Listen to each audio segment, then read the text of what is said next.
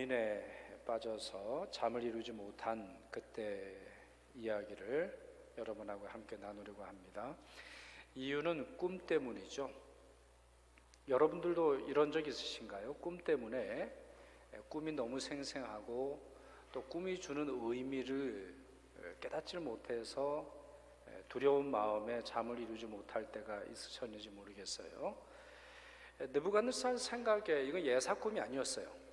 이건 보통 꿈이 아니라는 것은 이해가 되는데 꿈의 내용을 모르니까 참 답답했고 또 다른 걸로 채워지지 않는 마음속에 영혼 속에 뭔가 궁금함이 있었는데 이게 해결되지 않음으로 말미암아 큰 어려움을 겪죠.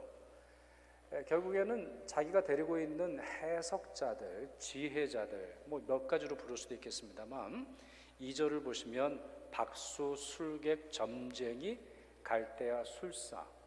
그러니까 소위 말해서 뭐 점보고 뭐 꿈 알아맞추고 나름 뭐 귀신들 아니면은 뭐 많은 영들의 전문가들을 불러서 이들에게 꿈과 함께 꿈의 해석까지 알아내라는 명령을 내리죠.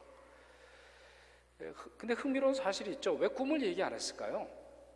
꿈은 이야기하지 않고 꿈과 함께 해석까지 알아맞혀라 이렇게 느부갓네살이 말하는 게 오늘 본문의 내용이잖아요. 꿈을 말하지 않는 이유가 있을 텐데 대개 세 가지로 우리가 해석할 수 있습니다. 첫째로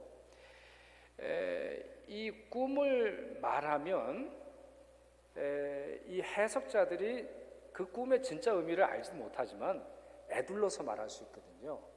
예를 들어서 뭐 그런다 그러잖아요. 무당에게 찾아가면 뭐 고민이 있어서 왔지 뭐 이렇게 묻는다는 거예요. 당연하죠. 고민이 있으니까 무당을 왔지 뭐 잘 사는데 괜히 무당을 오겠어요? 집에 우환이 있어 뭐 이런 말을 하면 왠지 마음이 덜컥 내려앉게 되는 뭐 그런 애매모호한 그런 레토릭, 그 무당들이 이제 하는 말에 속을까봐. 둘째로 고대 사람들 생각 때문인데요. 고대 사람들의 생각에는 꿈을 이야기할 때 그 꿈이 옮겨간다고 생각을 한대요.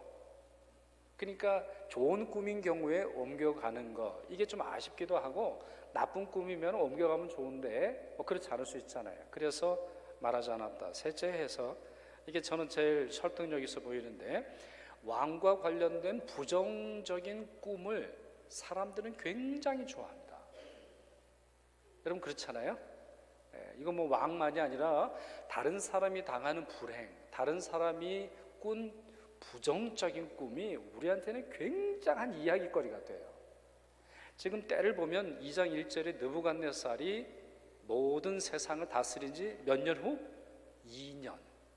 그러니까 이제 바벨론이 시작되는 단계인데 뭔가 허물어져 내리고 뭔가 부정적이라고 하는 사실이 명료해 보이는 꿈을 이 느부갓네살이 꿨다라고 하는 것인데 이것이 해석자들에게만이 아니라 다른 사람들에게까지 연결이 될 때 뭐 여러 가지 말들이 만들어지지 않을까 이러한 염려 때문에 꿈을 말하지 않았다 이렇게 해석을 할 수 있습니다.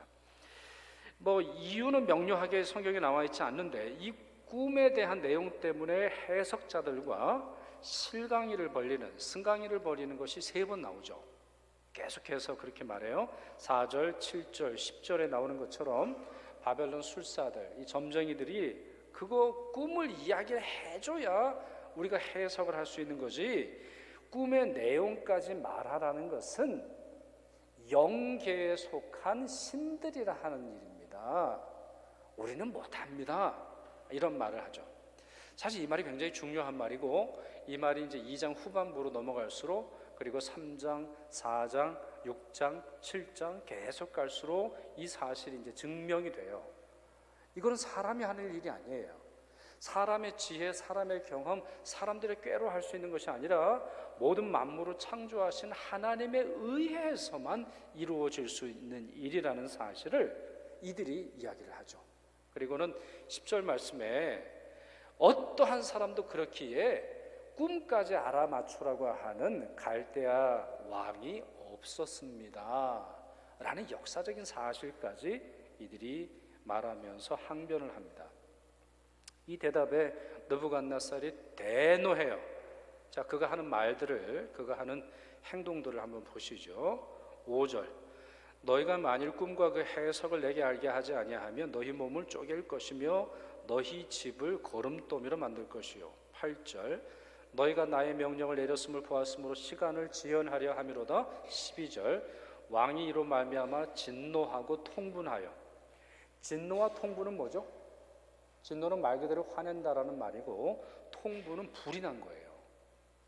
너무 화가 나가지고 걷잡을 수 없을 정도로 그 분노를 표하면서 바벨론의 모든 지혜자들을 다 죽이라 명령하게 됩니다. 왜 이러는 거예요? 왜 이렇게 극단적으로 행동을 하는 걸까요? 꿈이 뭐길래? 또 그 꿈을 이해하지 못하는 것으로 인해서 느부갓네살 같은 사람이 왜 이렇게 힘들어하는 거예요? 당시 전 세계 느부갓네살은 전 세계 가장 강력한 권력자였고 최강의 군대를 거느렸고 또 최고의 과학 기술이 만들어낸 도시와 건물에서 살고 있었습니다. 어떻게 보면 세상에서 그의 인생의 기반을 흔들 수 있는 존재, 사건, 사람, 역사적인 사실은 존재해 보이지 않는 것처럼 보이는데 그는 매우 두려워하고 있습니다. 자기가 거느린 지혜자를 모두 살해하라고 명령할 정도로 자기가 만들어낸 지혜의 체계, 특별히 여러분 이제 2장은 1장을 통해서 우리가 이해할 수 있다면 1장에서 보면 세상에서 가장 똑똑한 아이들을 공부를 시키잖아요. 교육을 시켜가지고 모든 세상의 지혜, 통찰력, 언어, 문화, 법, 세상의 원리들을 공부를 시켰단 말이에요. 왜요? 다른 것들은 다 이미 가지고 있었는데 지식만 더하면 자기의 정권이, 자기의 권력이 영원히 계속되리라고 생각을 했기 때문이에요. 그럼에도 불구하고 모든 지혜자를 다 죽이라고 말할 정도로 이 문제를 심각하게 이해하고 있어요. 그리스의 철학자이자 역사학자인 헤로도소스라고 하는 분이 역사라고 하는 책을 썼어요. 근데 이 책에 고대 바벨론 성의 화려함과 규모를 잘 설명하고 있습니다. 여러모로 바벨론은 우리 미국의 그 어디죠? 이렇게 사막 한가운데 애리조나인가요? 이렇게 그 갬블링하는 도시 라스베가스, 그 라스베가스하고 비슷하다고 볼 수 있어요. 저도 가봤는데 사막에 아무것도 없거든요. 그러다가 마을 같은 조그만 것이 나오고 갑자기 어마어마한 도시가 이 사막에 이제 나타나게 되는데 바벨론 성도 좀 비슷하다고 볼 수 있어요. 광대한 광야, 평야 한가운데 세워진 대도시인데요. 한쪽의 길이가 22.4km예요. 정사각형은 아닙니다만 사각형 구조로 되어 있는데요. 한쪽이 22.4km예요. 그러니까 저희 교회에서 카나타까지 얼마나 걸려요? 한 20km 걸립니까? 20km? 그러니까 이쪽으로 20km, 그리고 이쪽으로 20km, 22km, 22km 이렇게 해서 둘레가 약 100km에 이르는 도시예요. 오타보다 큰가요? 오타보다 클 것 같아요. 그리고 고대의 도시는 성을 기준으로 하고 있죠. 그러니까 현대의 도시는 성이 없어요. 담벼락이 없어요. 여러분들이 어디입니까? 올드 퀘벡 가보시면 아시겠습니다. 근데 성을 이루고 있잖아요. 이 담을 기준으로 해서 그럴 만큼 어마어마해요. 성 둘레에 100개의 문이 있는데 모두 청동이에요. 그리고 이 문을 지탱하는 문주나 문설주, 상인방 이와 같은 것들도 다 청동이었다고 합니다. 바벨론 성 전체는 햇질을 파서 물이 흐르도록 했어요. 그래서 함부로 적이 와서 공격하지 못하도록 했고 이미 그 당시에 아스팔트를 사용했어요. 아스팔트를 사용해서 이 물을 다스리는 데 있어서는 이 사람들이 이제 대단한 기술을 이제 가지고 있는 것을 볼 수 있죠. 성벽은 대단히 두꺼웠다고 하는데 성벽 위로 4두 전차, 그러니까 말 4마리가 옆으로 끄는 전차가 이 성벽 위를 다닐 수 있을 정도로 강력한 요새를 이루었다고 합니다. 그리고 이 느부갓네살을 유명한 건축물 중에 하나는 공중정원이에요. 여러분 들어보셨는지 모르겠어요. 공중정원 높이는 약 7층 정도의 높이였을 거라고 예상을 하고 모든 층이 수많은 방들을 가지고 있으면서 거기에 이제 정원이 있죠. 근데 왜 이게 고대 세계 7대 불가사의냐면 물을 어떻게 끌어올렸을까? 이게 상상이 잘 안 되는 거예요. 지금 같으면요, 이제 펌프가 있어가지고 높은 곳에 둔다거나, 아니면 이제 그리스 같은 경우, 로마 같은 경우는 물을 높은 데다 두어서 그 압력 차이로 인해서 분수를 만드는 경우는 있습니다. 분수 여러분들이 우리 유럽 가시면 많이 있겠지만 어디에 그것보다 더 높은 곳에 물이 있는 거예요. 그래서 그런 과학적인 원리, 높은 곳에 물이 밑으로 떨어진다라고 하는 인력 법칙을 발견한 이후에 되는 겁니다만, 이거는 7층 높이의 어마어마한 건물에 대단히 많은 물을 끌어올려서 정원을 만들 정도로 당시의 과학 수준은 탁월했다고 볼 수 있어요. 자, 느부갓네살은 이러한 공중 정원도 만들고 이러한 도시에서 이제 살았는데, 이와 같이 부귀 영화를 누리는 데 있어서는 남부럽지 않은 느부갓네살, 두려워 떨고 있습니다. 신이 준 것이 틀림없어 보이는 그 꿈 하나로 인해서 자기의 삶에 큰 위기를 겪죠. 게다가 다니엘서 1장, 조금 전에도 말씀드린 것처럼 세계에서 가장 똑똑한 사람들을 자기가 지정하는 음식을 먹여서까지 훈련을 시키고 지적인 시스템, 어떤 사회적인 시스템, 종교 시스템을 연구하게 한 사람들이 아무 도움이 되지 않는다라고 하는 사실을 깨닫자 분노에 휩싸이게 되는 것이죠. 자, 또 다른 한 사람이 오늘 본문에 나오죠. 다니엘이에요. 다니엘의 특성은 고요합니다. 지금 이 내용이 좀 깁니다만 길게 이제 읽은 이유가 있는데, 느부갓네살은 막 흥분해서 걷잡을 수 없는 분노 속에 사람들을 죽이기 위해 혈안이 되어 있는 것을 볼 수 있는데요, 다니엘은 그런 표현은 없습니다만 매우 고요합니다. 아리옥이라고 하는 사람을 만나요. 이 아리옥이라고 하는 사람이 이 느부갓네살의 근위대장이에요. 그러니까 보통 군대가 아니라 왕이 거느리는 직속 모든 그 통찰과 함께 모든 그 명령을 위임받을 수 있는 근위대장을 만났는데 고요합니다. 자초지종을 들어보니까 자기와 아무 상관없는 일로 인해서 죽을 수밖에 없는, 왕이 꿈꾼 것 때문에 내가 죽어야 하는, 그리고 이때가 이제 느부갓네살이 다스린 지 2년이라 했으니까 지금 왕궁에 들어온 지 2년, 그러니까 학생을 이제 막 벗어났을까요? 왕궁 교육을 이제 막 끝냈을까요? 아니면 끝낸 후일까요? 그렇게 정확하게 좀 알 수는 없습니다만, 그와 같은 학생의 신분에 있었음에도 불구하고 왕의 근위대장을 만나 자기를 죽이려고 하는 사람 앞에 그는 고요합니다. 조용합니다. 평안합니다. 14절을 보면 이게 다니엘의 큰 특징이 이제 드러나죠. 14절에 이런 말씀이 있는데, 명철하고 슬기로운 말로 아리옥에게 왜 이렇게 급하세요? 묻습니다. 여기 참 중요한 말이 나와요. 명철하고 슬기로운 말로 왜 이렇게 왕이 급한가 물어요. 가끔 주위에서, 이건 제 주의입니다만, 믿음이 좋은 분, 또 아주 지혜롭고 똑똑한 분인데 쉽게 흥분하는 분을 보곤 합니다. 그리고 흥분하면 말이 거칠어지고 쌍소리까지 내뱉는 것에 주저하지 않는 것을 봅니다. 그리고는 결국 문제가 더 악해져서 자신이 하는 말이 맞음에도 불구하고 결국 나중에 손해볼 때 많이 있는 그런 분들을 보게 됩니다. 여러분, 말에 대해서 성경이 가르치는 바를 여러분이 많이 읽어보실 수 있어요. 성경에는 말에 대해서 얼마나 많이 말하는지 몰라요. 두 경우를 제가 한번 들어볼게요. 바울의 경우 그리고 베드로의 경우를 제가 말씀을 드릴 텐데, 바울이 아테네를 갔을 때 분노가 치밀러 오르는 그런 일이 있었어요. 사도행전 17장 16절을 보면 온 성에 우상이 가득한 것을 보고 마음속에 분노가 일어났어요. 그럴 수밖에 없죠. 이렇게 우상을 섬기는 사람들 보면 마음속에 안타까운 거예요. 하나님을 섬겨야 하는데, 그리고 어떤 경우에는 unknown God, 이름을 알 수 없는 신을 경배하라, 이런 것까지 보니까 답답해서 견딜 수 없는 거죠. 그러면 그가 아테네 사람들에게 어떻게 만나 대면했을까요?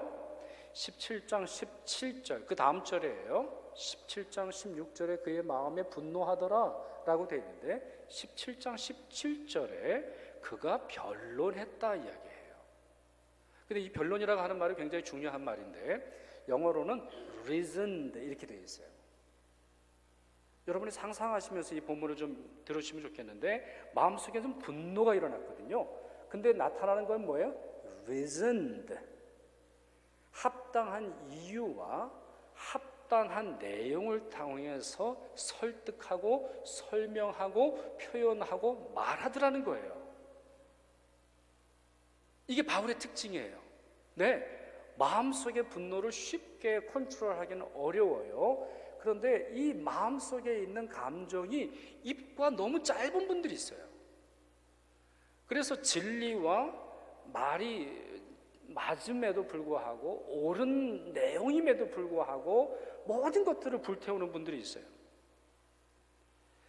베드로의 경우를 볼까요? 베드로 전서를 쓰면서 기독교인들이 처하는 여러 상황들, 우리 세속 사회에 살면서 비기독교인들을 만나면서 당하는 여러 가지 어려운 점들을 이야기를 해요. 그 점 중에 하나가 뭐냐면 사람들이 소망의 이유를 물을 거다. 너는 왜 그렇게 사니? 너는 크리스천이라고 말하면서 왜 매 주일마다 교회를 가고 돈 쓰는 것도 바쁜데 왜 교회 가서 헌금을 하고 왜 선교를 가고 왜 사람들을 그리스도께로 인도하려고 하고 왜 구제하고 왜 하나님의 이름 그렇게 살아? 이유가 뭐야? 뿐만 아니라 너 소망의 이유가 뭐야? 너 앞으로 어떻게 되려고 그래? 이와 같은 소망의 이유를 묻는 사람들이 있을 때 다음과 같이 하라 권고하고 있어요. 대답할 것을 항상 준비하라. 내용이죠. 대답의 내용을 말해요. 대답할 것이 뭐예요? 예수죠. 예수가 우리의 유일한 대답의 내용이에요. 예수, 오직 예수. 그 예수 그리스도의 십자가와 부활과 승천과 재림을 통해서 우리를 부르시고 우리와 함께 하시려고 하시는 그 예수가 우리의 소망의 이유예요. 유일한 이유죠. 그런데요, 그 말씀이 그 다음 이렇게 되어 있죠. 이와 같이 준비하는데 어떻게 해요? 온유와 두려움을 해야 돼요. 온유하게 대답을 하세요. 예수 그리스도에 대해서 말할 때, 진리에 대해서 선포할 때, 주님이 주신 하나님의 말씀을 선포할 때 온유하게 하세요. 꼭 상스럽게 해야 하나요? 꼭 화를 내면서 해야 하나요? 꼭 상대방을 두렵게 해서 말을 해야 하나요? 아니라는 거예요. 내가 온유하고 두려움으로 하고 선한 양심을 가지도록 사도 베드로는 권면하고 있습니다. 이렇게 조언하는 이유가 있어요. 세상 사람들은 내용을 잘 안 들어요. 네, 확실해요. 내용을 잘 안 들어요. 예수 얘기를 해봐야 뭔 말인지를 몰라요. 그렇기에 그 예수를 말하고 그 예수를 따라 산다라고 하는 사람들의 말과 태도와 행동을 보고 그들이 말하는 내용의 가치를 판단해요. 마치 이러고 같습니다. 우리 성경을 보면 진리가 너희를 자유케 하리니 이 말이 나와요. 진리를 너희가 알지니 진리가 너희를 자유케 하리라.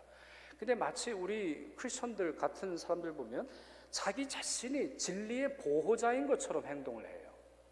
그래서 자기의 여러 가지 행동을 통해서도 오직 나 아니고는 진리가 허물어지듯이 내 말 받아들이지 않으면 교회가 망가지는 것처럼 내 말과 내가 주장하는 것이 이루어지지 않을 때는 마귀가 모든 세상을 흔드는 것처럼 행동하는 분들이 많이 있어요.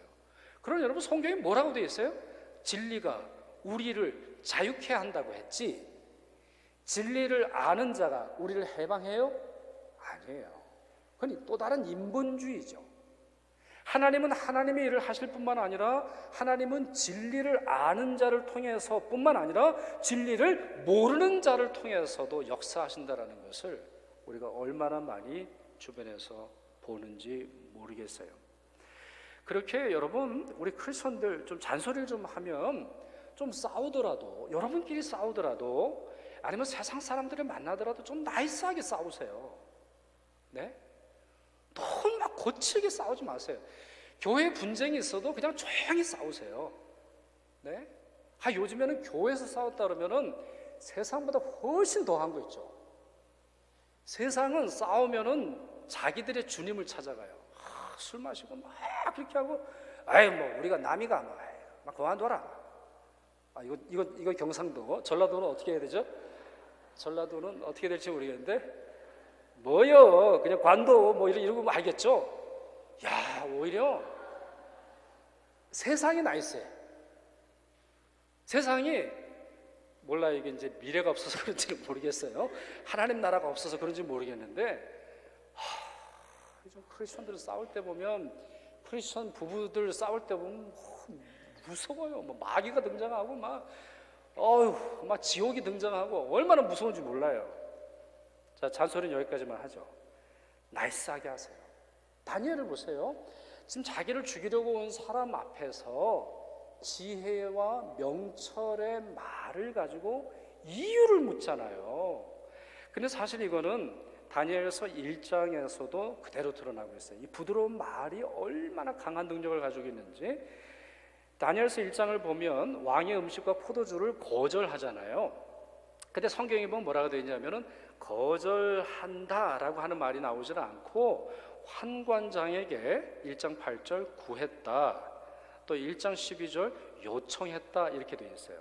근데 여기 구하다라고 요청하다 이 말은 온순하고 공손하고 정중한 태도로 요구했다는 말이에요. 그러니까 이게 참 탁월한 거예요. 흥분하는 분들은 사실 왜 옆에서 못 도와드리냐면 뭘 요구하는지를 모르겠어요. 막 흥분하고 막 소리를 막 높이는 분들 있잖아요. 그리고 옆에 있으면 저분이 왜 저러는 거지? 뭘 말하려고 하는 거지? 그리고 이제 한참 한 시간을 떠들고서 그 다음에 마지막 말이 밥 줘, 뭐 이렇게 말하는 경우가 있단 말이에요. 근데 다니엘은 그러지 않았어요. 공손하고 온순하고 설득적인 말을 하면서도 자기 주장을 분명하게 밝히고 있어요. 반대로 말할까요? 원하는 것이 무엇인지, 요청하는 것이 무엇인지 분명한데도 거기에 칼이 없어요. 네? 뭔가를 주면서 칼이 있는 것처럼 행동을 하지 않고 그 말 그대로, 그리고 그 말이 담겨져 있는 이유를 받아들이도록 설명하고 있다는 것이죠. 그와 같은 것이 1장에 등장하고 2장에도 다시 한번 등장을 합니다. 이때는 자기의 상황이 더 어려움에도 불구하고 아리옥을 설득을 해서 하루를 법니다. 사실 우리 생명과 우리의 아주 위급한 상황에 있어서 하루를 벌 수 있는 사람이 지혜로운 사람이에요. 하루를 여러분들의 지혜로운 말, 누구를 설득해서 벌어들일 수 있다면 여러분은 굉장히 지혜롭게 말하는 사람이에요.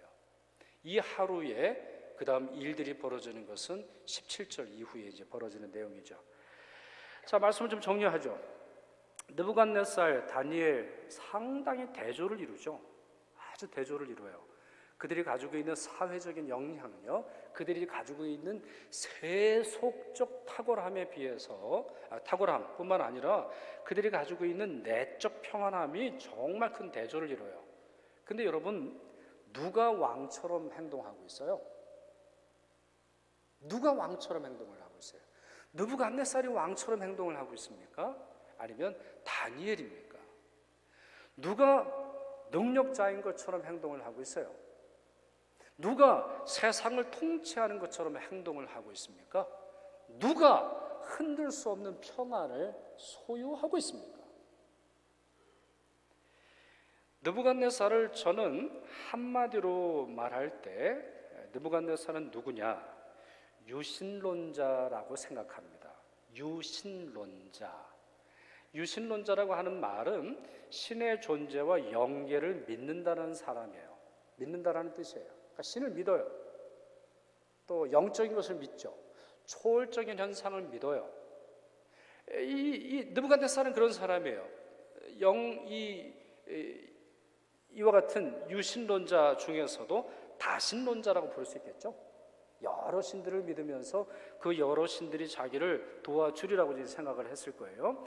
이거는 다니엘과 세 명의 친구들의 이름 바꿔본 걸로 알 수 있어요. 온갖 신들 다 갖다 붙이잖아요. 그 중에 탑 넘버 원 신의 이름만 붙이는 게 아니에요. 신들마다 붙여요. 왜요? 달의 신이 밤에 도와주고, 낮의 신이 낮을 도와주고, 산의 신이 산을 갈 때 도와주고, 바벨론 신이 바벨론 땅을 도와주고, 그리고 히브리 신이 히브리를 갈 때 도와주자고 생각했어요. 그렇기에 이와 같은 다신론, 이와 같은 다양한 정책을 통해서 자기가 유익을 얻으리라고 생각을 했던 것이죠. 그러나 이와 같은 유신론은 참된 평안과 참된 구원에 이르는데 아무 도움이 되지 않는다라는 사실을 오늘 본문을 통해서 확인할 수 있어요. 유신론은 신앙이 아니에요. 신들의 존재가 있다라고 하는 사실을 믿고 필요할 때마다 신을 요청하고 신을 불러들이는 행동은 참된 신앙이 아니에요. 여러분, 왜 무당을 찾아가는지 모르겠어요?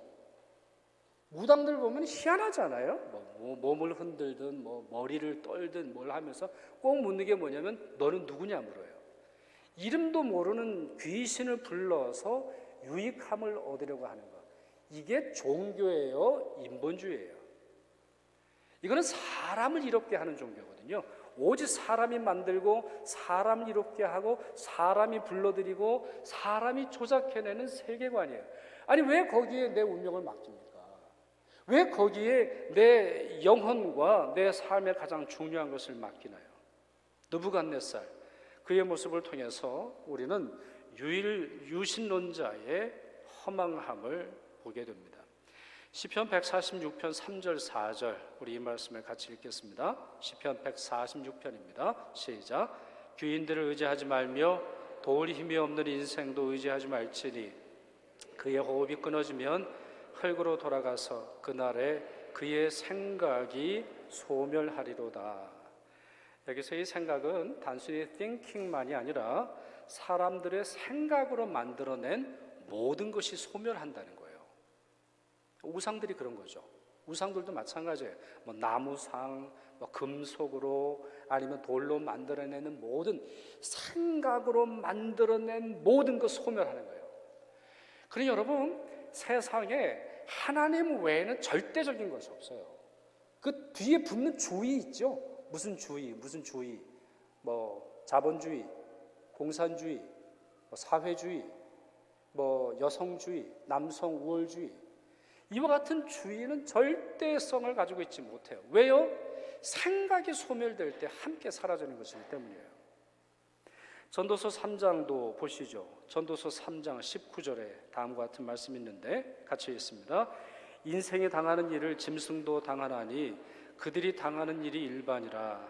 다 동일한 호흡이 있어서 짐승이 죽음같이 사람도 죽으니 사람이 짐승보다 뛰어남이 없음은 모든 것이 헛됨이로다. 제가 이 말씀을 보기 전까지는 우리 강아지 키우는 분들이 내 새끼 이러는 걸 제가 몰랐거든요. 왜 그러는지 몰랐어요.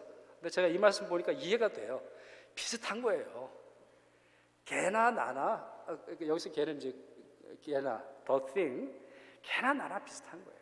다 그냥 비슷한 거예요. 그러니까 겸손한 거죠. 어떻게 보면 비슷한 거예요. 사람이 만들어내는 탁월함 유신론자라 할지라도 역시 같은 처지에 이르게 되는 것입니다. 다니엘 보죠. 다니엘을 한마디로 말하면 유일신론자라고 볼 수 있어요. 유신론을 영어로 뭐라 하냐면 theism이라고 그래요. theism, theos라고 하는 말에서 왔는데 신을 믿는다라고 하는 거예요. 유일신은 여기에 모노가 붙습니다. 모노티즘 여기서 이제 이렇게 되거든요. 모노티즘.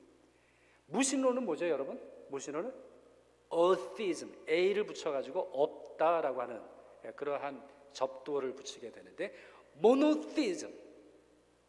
달리 말해서 신은 한 분이다. 나를 구원하는 분 한 분이다.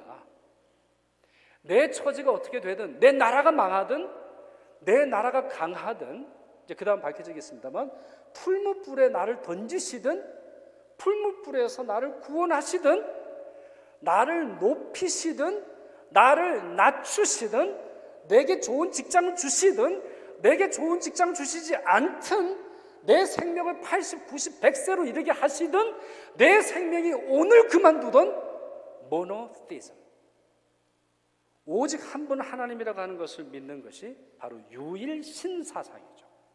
유일신. 다니엘은 그런 사람이에요. 그렇기에 다니엘에게는 평안이 있어요. 그렇기에 다니엘은 어떠한 상황 속에서도 흔들리지 않는 주님이 주시는 기쁨과 확신과 소망이죠. 이 차이가 왕같이 살아가는 다니엘을 만들고, 이 차이가 세상에서 모든 것을 가지고 있는 느부갓네살을 두렵게 합니다. 이사야 말씀을 볼까요?